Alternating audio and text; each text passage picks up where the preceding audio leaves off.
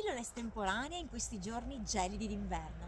Ma proprio in questi giorni, passeggiando vicino ai giardini e in una particolare zona del parco, si sente un profumo intenso ma dolce. Non si sa bene da dove arrivi fino a quando non ci si avvicina ad un arbusto che sembra spoglio, con i rami che puntano dritti verso il cielo, ma in realtà, avvicinandosi, si scorgono questi piccoli fiorellini a campanella che sembrano di cera, giallo delicato, con al centro un bottone porpora. E proprio da questi piccoli, piccolissimi fiori viene un generoso profumo che ci racconta di una stagione che sta passando. È il calicanto, un arbusto rustico che non ha bisogno di tanto, ma che in questa stagione, soprattutto in questa stagione, rende tantissimo e ci rende piacevoli questi giorni. Più il freddo più è intenso il suo profumo, particolarissimo. È una pianta, un arbusto che non supera i 3 metri, assomiglia un po' alla forsythia come impostazione, perché anche qui prima nascono i fiori e poi le foglie.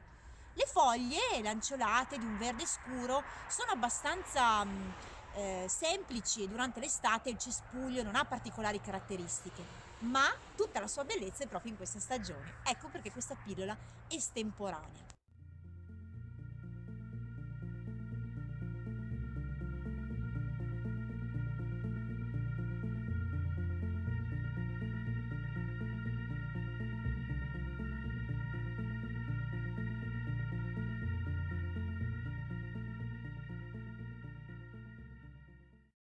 Il calicanto è legato ad una leggenda molto molto speciale, che è la leggenda di un piccolo pettirosso che in questa stagione cerca riparo e non lo trova da nessuna pianta, perché nessuna pianta ha foglie con il quale avvolgere il piccolo uccellino infreddolito.